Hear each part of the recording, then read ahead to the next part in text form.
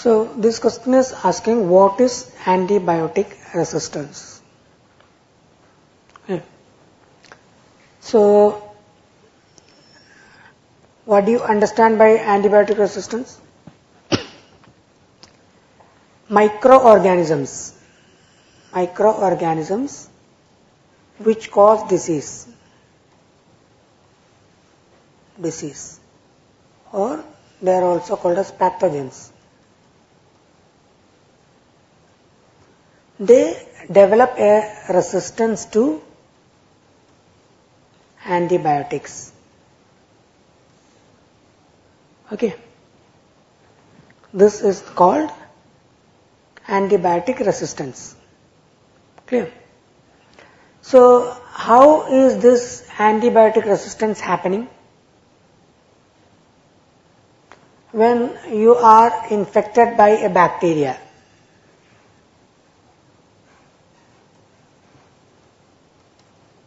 You are infected by a bacteria.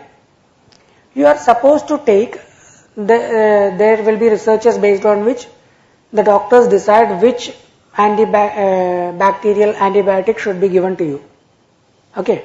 And what should be the dose given to you and how long you should be prescribed this drug. These are decided by doctors based on different researches on the efficacy and effectiveness of this drug. Now what is happening is that you take antibiotic for 2 days and your fever subsides. The course prescribed by doctor is 4 days. Okay. But you take this medicine only for 2 days and you stop taking the medicine because your disease got cured. Okay.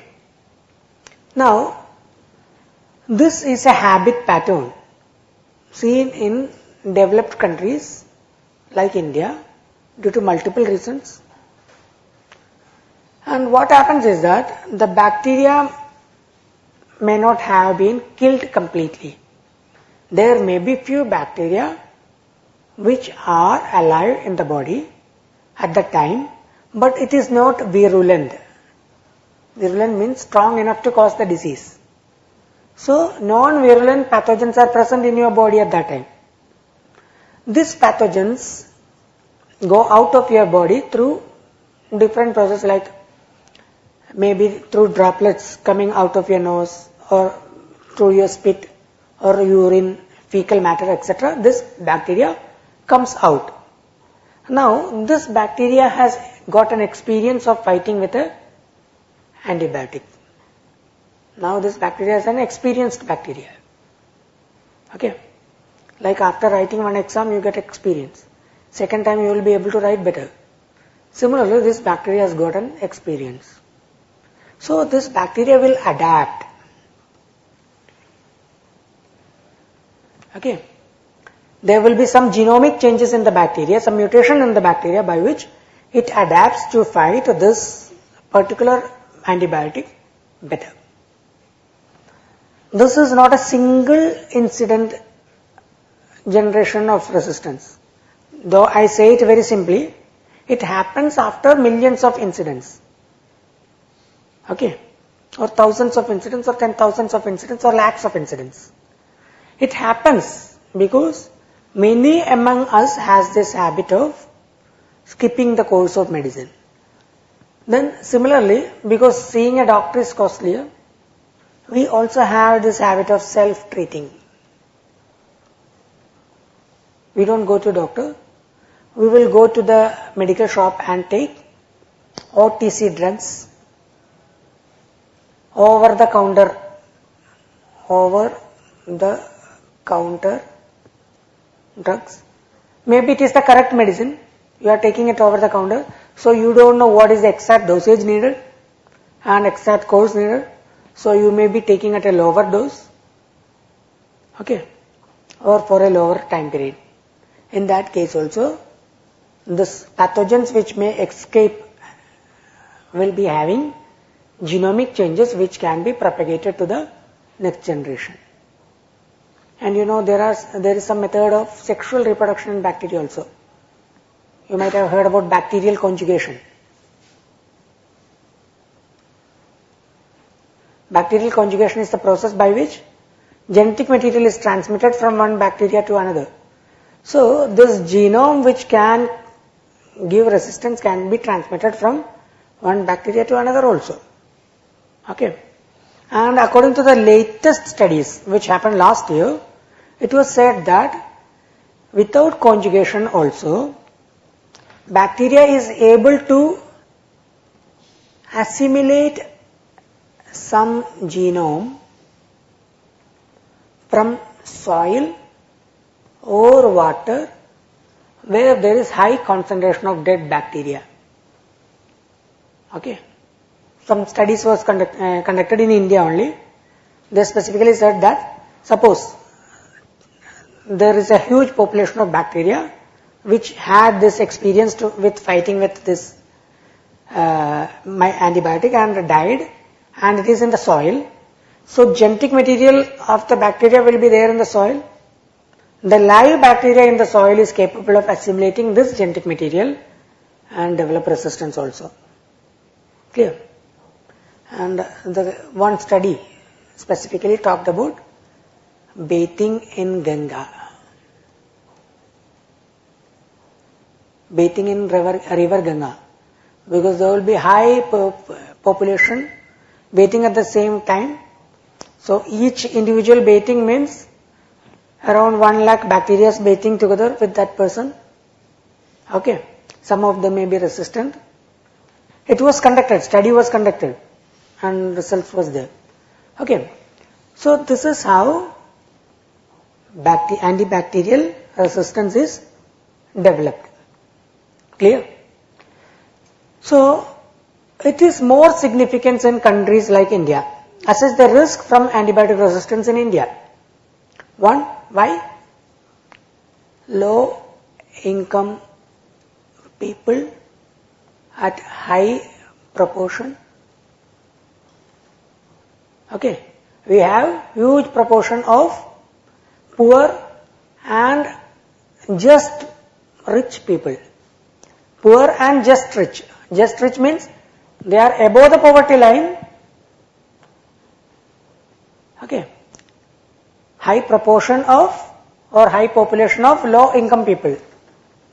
That means there will be less awareness, less access to medical care. Okay. Crowded living situations like slums and all. You know, epidemics always affects the slums first. If an epidemic happens in a city, that is because of the close contact with each other. Okay. So then decreased level of education.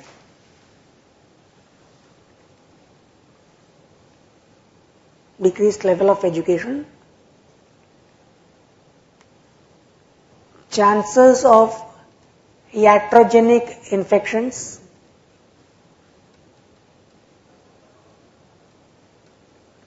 Iatrogenic infections. Iatrogenic infections means infections which develop from hospitals. Okay. You know, the situations in hospital, hygienic situations in the hospital may also not be very good. Okay. Low nutrition. So that will reduce the immunity.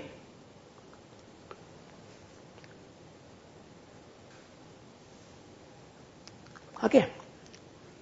All these factors, you may be able to find more factors. All these factors make it much more complex in countries like India. Because second question is asking about assess the risk from antibiotic resistance in India. Then you can also add India has a prevalence for many infections which are eradicated from rest of the world, like malaria, filaria, okay, TB. These are highly prevalent in India. Okay. Now, the third part of question is asking, what are the steps need to strengthen? Okay. There should be a regulation of OTC sales of drugs.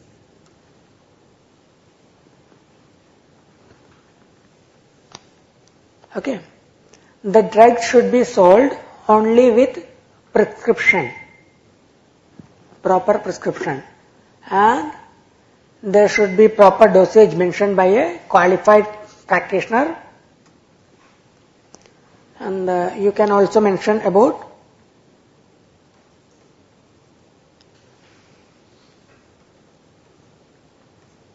AWARE program by World Health Organization. It is talking about access, watch, and reserve.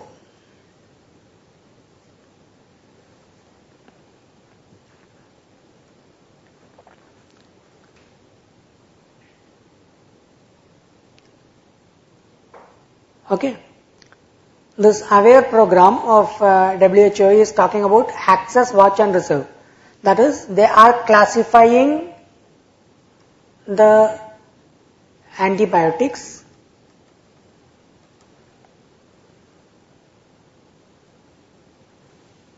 into three groups: access group, watch group and reserve group.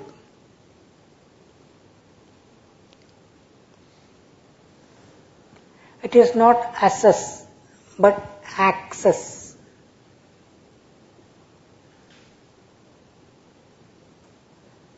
So in case of access group, they don't want to restrict the use, but they want to allow the use of these antibiotics. They have made a list.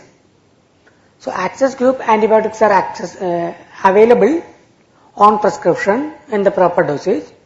There is no restriction, but we want to ensure that it is taken only on the prescription. Okay. Then watch group, what they are trying to do is that it should be much more strictly regulated. Okay. The prescription should be having all the proper formats. It should be listed in a register that it is sold to this person. Okay. And the reserve group of antibiotics, they want to reserve only for extreme cases when there is no other antibiotics are not working or there is no other effective antibiotic. So you can mention about AWARE program also in the answer. So essentially the third part of answer is about regulation, where we should ensure that drugs are sold only with prescription. Over the counter sale of drugs is restricted. There should be proper record keeping of sale of drugs, and there should be proper inspection of sale of antibiotics. Okay. So we should also spread awareness among people to take antibiotics only with prescription and to complete the course even if disease is subsided. Okay. Sir, assess the risk meaning. Assess the risk means calculate the risk. But if it is about AWARE, it is access, not assess. Okay. Thank you.